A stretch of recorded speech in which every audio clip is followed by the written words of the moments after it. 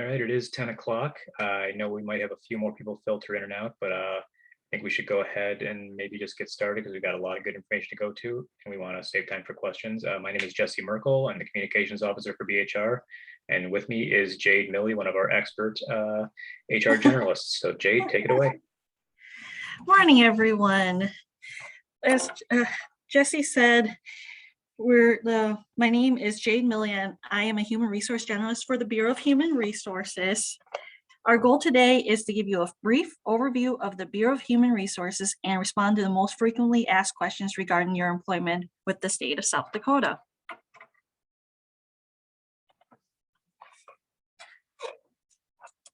This slide is just the contact info for Bureau of Human Resources. This is the main capital address and then also our BHR website. On the bottom of your screen, you'll see this icon, the Q&A. Click on it if you have any questions and type your question. At the conclusion, we'll either answer your question live or we'll respond by sending you a written answer. You can go ahead and type it at any time.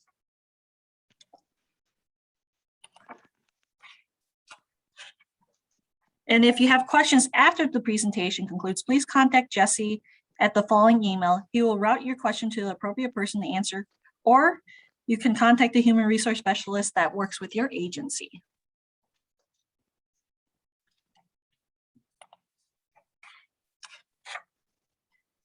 The Bureau of Human Resources mission is to help to build, develop, and support a high-performing and healthy workforce.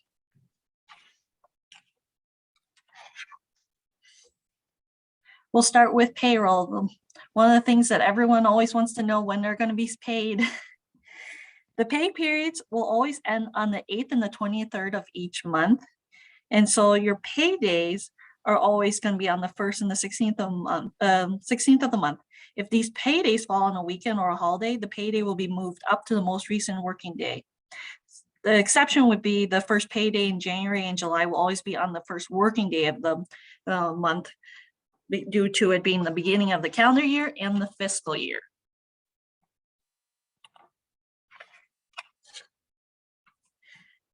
You'll need to ensure that your timesheet is correct once you sign and submit to your supervisor. Any timekeeping changes that need to be made to your time form must go through your supervisor before contacting HR. And so for some positions, this will be good to keep in mind is your work week. Some positions have the work week start on a Thursday, a Friday, or a Saturday. And so you'll need to make sure your hours are recorded in the correct work week and you've work adjusted or scheduled a time off appropriately there. If there is a mistake and you are overpaid, your check will be voided and you won't get paid until the correction run. The correction run is usually a few days later. And so it's very important your timesheet is correct when you sign off on it.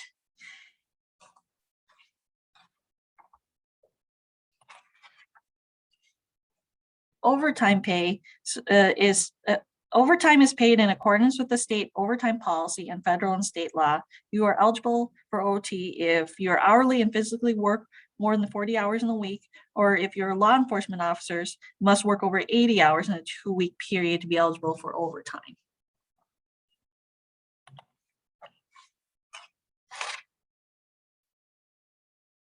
You should have been introduced to TKS, the State of South Dakota timekeeping system, by your supervisor. If you have any questions on how to use TKS, go to this address on the Bureau of Human Resources intranet or ask your human resource specialist.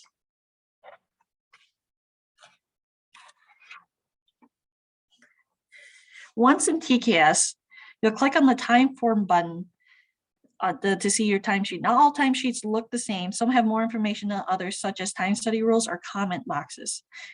You can also see your unofficial leave balances here. The retrieve button allows you to switch to a different pay period.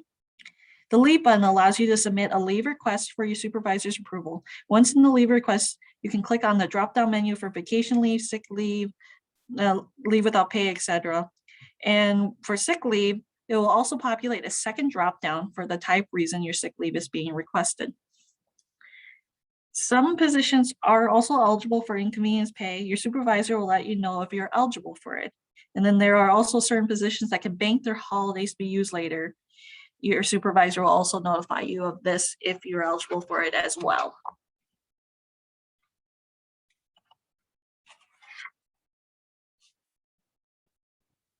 So civil service employees must serve a probationary period. The probationary period lasts for the first 6 months of employment for most positions. You will receive 2 performance evaluations during the probationary period at 3 months and 5 months of employment. Your supervisor will ensure clear expectations of performance have been identified and discussed. During the probationary period, you're an at-will employee who can be dismissed for any reason at any time.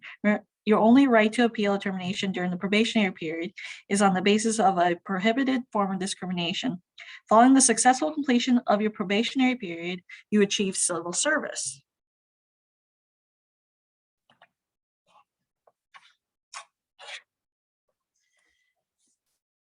The continuous performance communication, known as CPC, is a new process and is meant to be a communication tool between you and your supervisor.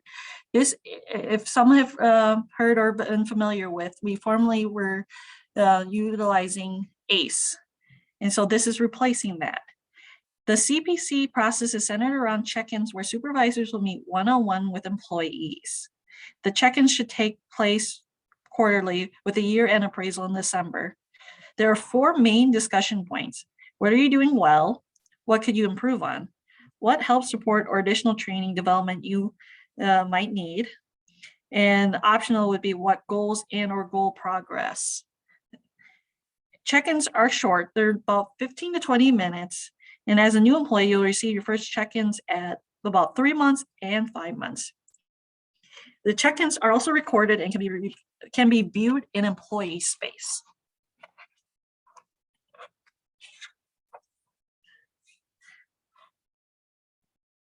Vacation leave accrual. Full-time employees with less than 15 years of service will earn vacation leave at the rate of 5 hours per pay period, which is roughly about 15 days per year, and may accumulate a maximum of 240 hours. And so the 240 hours is the maximum you can carry from pay period to pay period, instead of having it accumulate throughout the year and you have one set date to utilize those hours or you lose it. So each pay period, the maximum it'll let you carry over. So anything above that, you'll lose. So it is important you pay attention to your leave and the schedule accordingly with your supervisor prior to potentially using it, and and using that time so you don't lose it, and then also not letting it build up to that maximum at all times.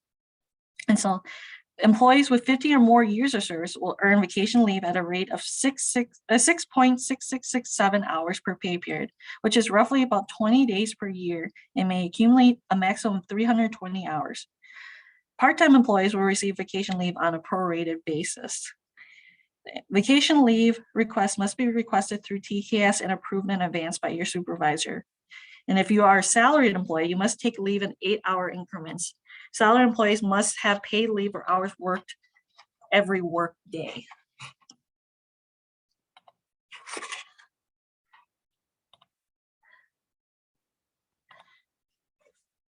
Sick leave accrual. Full-time employees will earn sick leave at a rate of 4.6667 hours per pay period. There's no limit on the number of hours you can accumulate. Part-time employees receive sick leave on a prorated basis, and the same with salaried employees, you must take leave in 8-hour increments.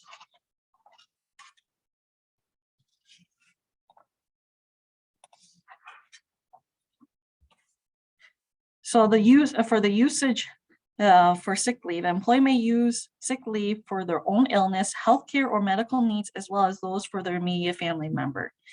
An employee may also use up to 5 days of sick leave as bereavement leave for each loss of an immediate family member. An employee may use up to 40 hours of accumulated sick leave annually for a call to state active duty or military reserve or National Guard members.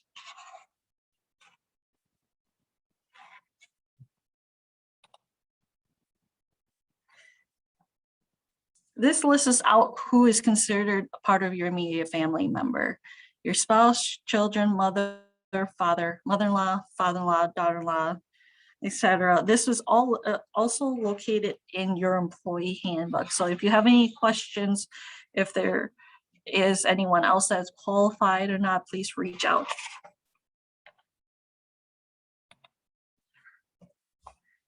The paid family leave is a newer benefit for state employees. This benefit provides eligible employees with paid leave following the birth or placement of a child for adoption. PFL is intended to help provide parents with the means to spend critical bonding time with the child. A permanent employee is eligible if they have been employed for a minimum of 6 continuous months. Full-time employees are eligible for up to 24 hours per week for up to 8 weeks. Part-time employees receive PFL on a prorated basis. Sick or vacation leave may be used to supplement the remaining hours in the work week. The PFL must be taken within 1 year following the birth of a child or adoption, and the PFL must be taken in full week increments. Any hours of PFL not used during the week the employee takes PFL will be lost.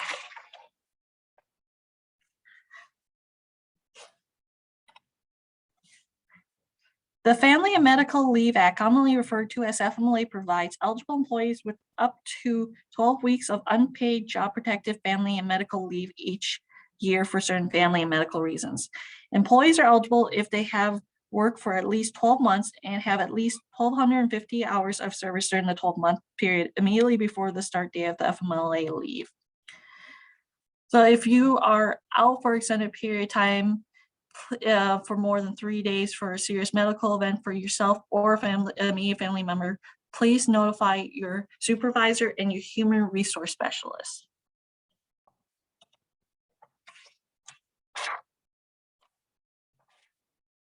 Permanent employees are entitled to military training leave up to 15 days per calendar year. Employees requesting military leave for training must obtain written order from the commander of the Reserve or National Guard unit indicating dates of the training period. This notice is to be submitted to your supervisor at least 15 calendar days prior to the date of your departure for training.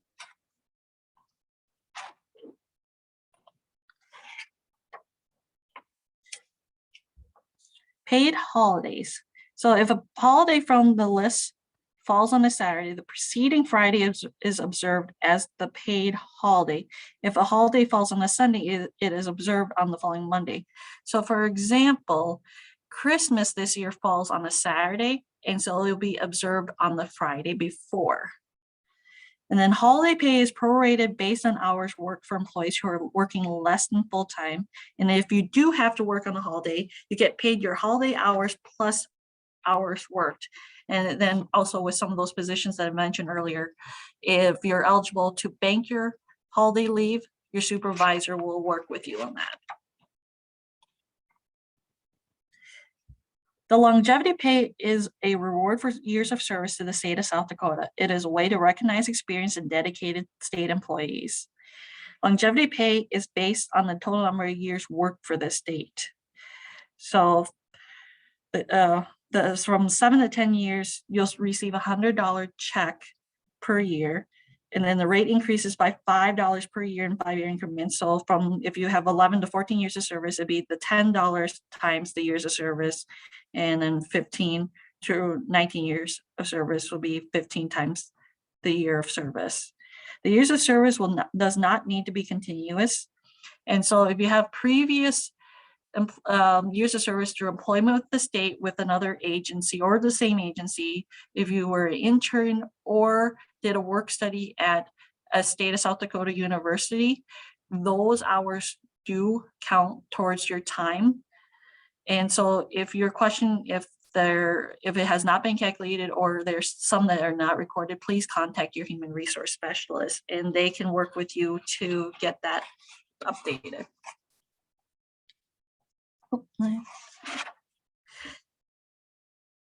The Human Resources Portal, which we commonly refer to the HR portal, allows employees to have the ability to view earnings, statements, leave balances, and usage transactions, performance review history, and other payroll information. This also gives you an opportunity to so you can update some of your information in the payroll system, like your home address, your emergency contacts, your tax withholding, and your direct deposit.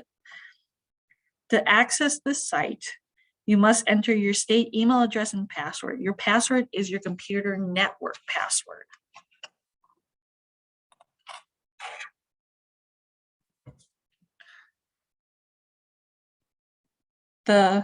So from the HR portal, you'll have access to the employee space as well.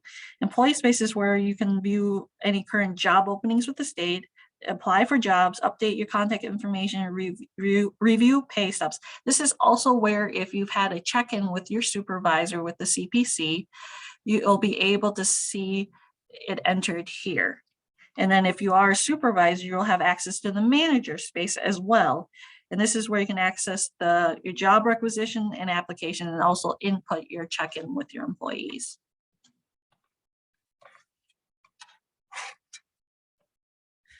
This is a screenshot of what it kind of looks like when you go to the employee main screen of the employee space.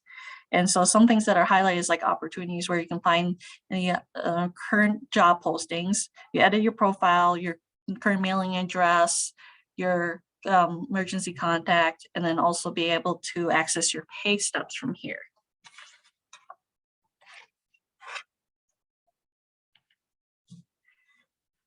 Workers' compensation. So if you are injured on the job, it is important to fill out a first report of injury, commonly known as a FROI, ASAP. So policy states you have 3 business days to report an injury on the job to a supervisor and 7 days to fill out a FROI.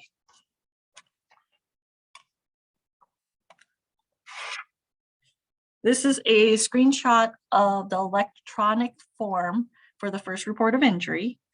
And so all required fields must be completed in order for the form to submit correctly.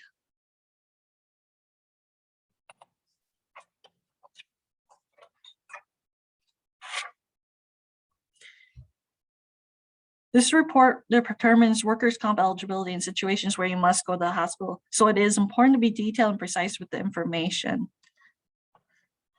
And we also suggest that you print and save a copy of the completed FROI and give it to your supervisor as well.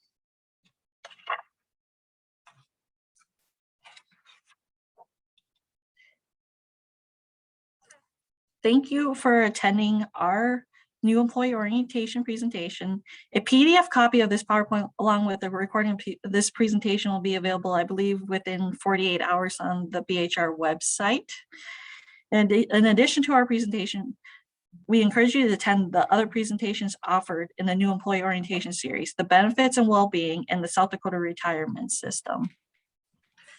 And we'll take a look at the questions that we received while. We got 1 question here in the chat and 2 in the Q&A, Jay. The first one in the chat says, can you use sick and vacation leave during the probationary period? Yes, you can use it as you're accruing it. The only thing is if you leave employment with the state prior to the end of 6 months, you won't be able to take any of your accrued vacation leave with you, but you can start using it immediately. Cool. Next one, how many hours a week is considered full-time? It depends. It actually varies. It depends on the position. It depends on your agency and your position. Most typical office positions are 40 hours a work week, but there are positions that are within certain agencies where 36 hours or so is considered full-time, or if I believe for law enforcement, it's a little bit different as well with their structure since their work weeks are 80 hours. And so if you have more of a specific, if you can provide your agency, we can give you the specific. Okay. Another one says, what is the accrual rate of sick leave, vacation leave if you work 21 hours a week? I would suggest contacting your HRS. They'd be able to look at the report. It's an average of, I'm a little rusty. I believe it's an average normally over a 5-week period, but it's the average of what you've worked for so many pay periods. Okay. And we got some more coming in. So I will, that work again with Christmas being on a Saturday this year? Might be a typo in there. So Christmas being a federal holiday, being on a Saturday, it will be observed on the Friday before. And so this year, the observance will be on December 24th. Great. Next one, did you say that you can use vacation time before the 6-month probationary period? Yes. Yes, yep. That was an easy one. Next one, what is the self-service webpage? Sorry, I didn't write it down fast enough. You can actually access this from the BHR website. It will have a recording of this presentation and along with the PowerPoint. And so if you missed any of the links to any of the guides or to any of the BHR website or anything, you can actually access it from there, unless Jesse, you know the link and you can type it in, but otherwise I don't know it at the top of my head. The best way I usually say to get it is to go to the BHR website, bhr.sd.gov, scroll all the way down to the bottom footer, the bottom ribbon, and you'll see the employee space link. Next one, when other holidays are offered, how are they communicated or how will we know, like the Friday of Thanksgiving? Typically, if it's not federal holidays are on that list that was provided on this slide are automatic, that we'll observe it actually on the date, or depending on if it's on the weekend or such, will alternate and be a Friday or a Monday. But if there's other administrative days off that are granted, say like by the governor. So for the one that's coming up for Black Friday or the Friday after Thanksgiving, it's not considered a federal holiday, but Governor Noem has granted it off. And so she had sent, she typically, there's a communication that comes out from her office notifying you. I believe it was last week or the week before that we just got the email notification that Black Friday was granted as administrative day off. And of course, most positions would receive that unless you're in a position that would have to work, and then you'd work with your supervisor to have the time off or get paid the hours. Great. That's all the questions we've taken so far. Do we have any others? Oh, here's one. What increments do vacation or sick leave have to be used? 4 hours or increments or 8-hour increments? If you're an hourly employee, you can use it in any increment that you're needing it. It's only when you are a salaried employee that you must use it in 8-hour increments. Perfect.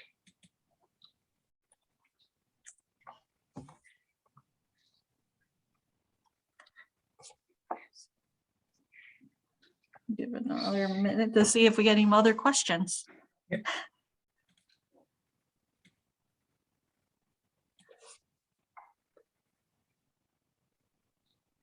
If there are no other questions, thank you very, very much for taking the time today. As Jade mentioned, I hope you tune in at 11 for our SDRS presentation, then tomorrow for our benefits and well-being. There's a lot of good information in there for all state employees, new or otherwise. So thank you very much. We appreciate your time. Thank you, Jade. Thanks. Have a great day. Bye.